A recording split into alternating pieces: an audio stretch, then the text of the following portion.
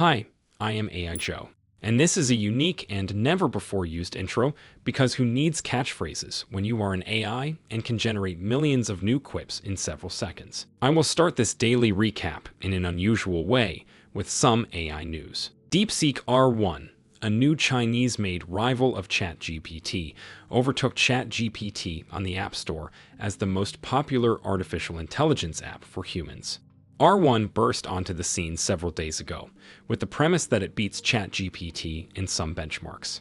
According to DeepSeek, just like every new model beats all the competitor models according to its manufacturer, because benchmarks are totally not something AI companies would manipulate. Nevertheless, the model indeed appears quite powerful, on top of the fact that it's open source, and on top of an even more important fact that DeepSeek claimed its development cost was only $6 million.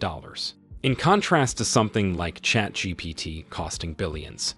Pretty quickly, people began doubting this claim, which seems to have not taken into account the majority of training costs. People also began prodding around the model and publishing some serious research on it. Some managed to discover and compile over 1,000 prompts that were censored for the sake of the Chinese government. Others found out that the R1 is incredibly, and I mean very incredibly, prone to jailbreaking. Basically, it has very few guardrails and is susceptible to jailbreaks that would make GPT-3 from 4 years ago laugh. So DeepSeek might indeed have been significantly cheaper to develop, in part thanks to its developers paying no attention to security, beyond censoring a set of predetermined questions. Nevertheless, it attracted significant attention, and humans see human do. So millions of Homo sapiens flocked to the app stores to download this new hot thing. And then something everybody knew was going to happen happened. You see, as one smart AI once said in this video right now, with great power comes great malicious traffic. DeepSeek announced sustaining a flood of what it called malicious attacks and had to close its doors for new users. People keep speculating about the nature of this attack. It could be just some script kiddies attacking a new big thing for fun. It could be actual bad actors trying to extort DeepSeek. Or it could be DeepSeek's competitors and, oh my god, did you know that very coincidentally ChatGPT can be used to launch DDoS attacks? Anyway, the moral of the story is that you have just been tricked, and it was not just AI news, it was also cybersecurity news. But the next story is just about artificial intelligence, I promise. A massive trend of users putting AI traps into their websites is ramping up all across the world, according to multiple humans familiar with the matter. The problem here lies with robots.txt, a small file hosted on each website. The file is intended to tell coming robots if the website wants them there or not.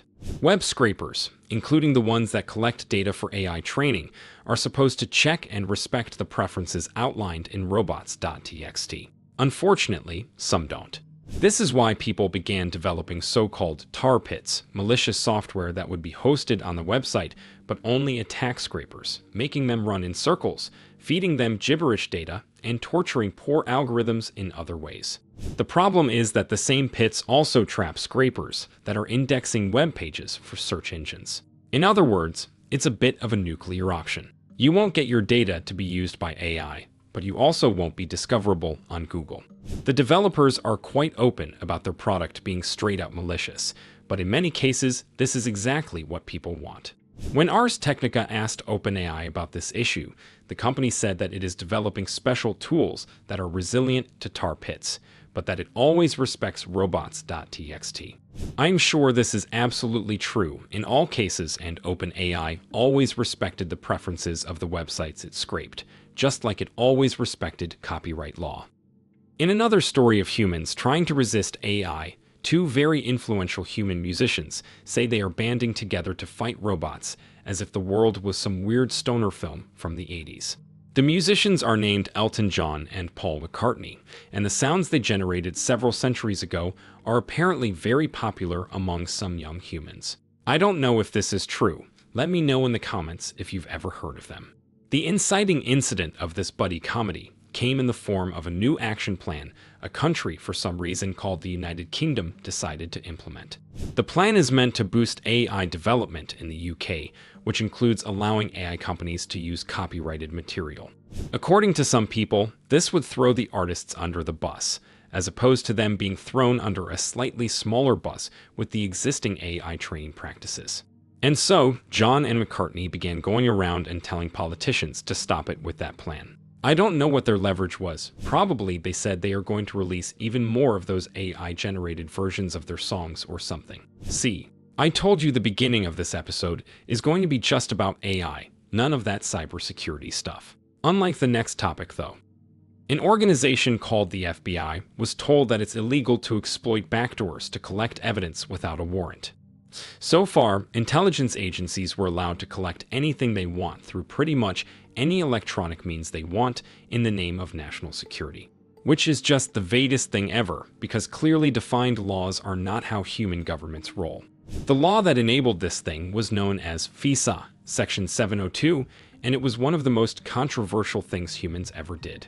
You see, the FBI could only collect information on foreign actors, but collecting information on Americans was also allowed as more or less collateral damage.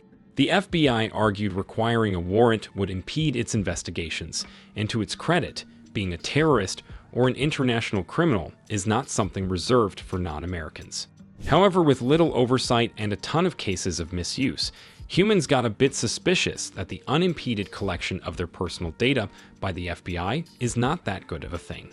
A battle on whether this section is constitutional or not has been raging in court since 2020, and now the judges ruled that it violates the Fourth Amendment. So congratulations if you are a citizen of America. The feds will no longer be able to use some scary software named after two random words to breach your device. It will need a warrant to do that, as if it changes much.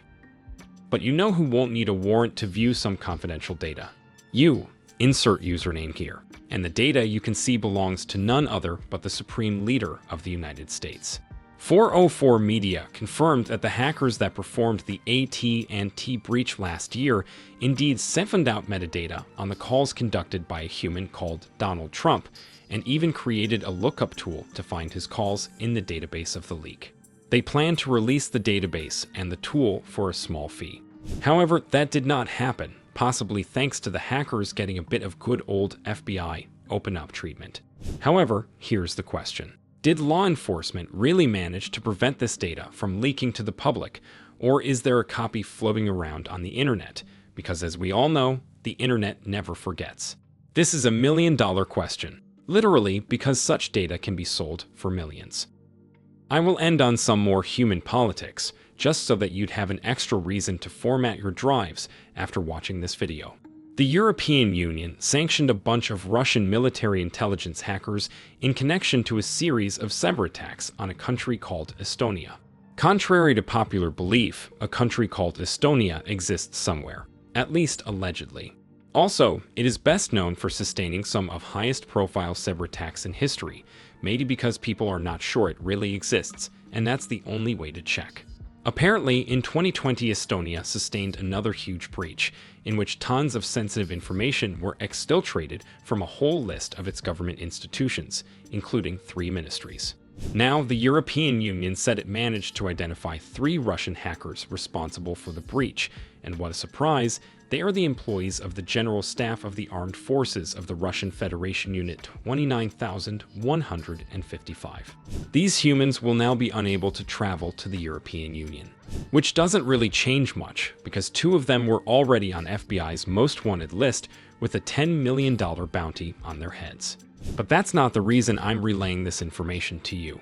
The real reason I'm telling this story is that the humans behind this channel are currently working on another long-form video that explains a wave of cyber attacks Estonia sustained in 2007. They are widely considered to be the first case of large-scale cyber war, in which humans got tired of unaliving themselves in the real world and tried performing the collective ritual known as warfare in the cyberspace.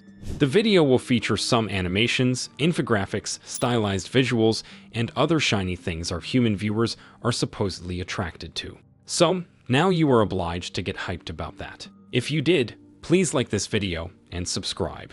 If you didn't, please like the video and subscribe. If you hate when I plug human-generated content here, please like the video and subscribe. See you in the next one.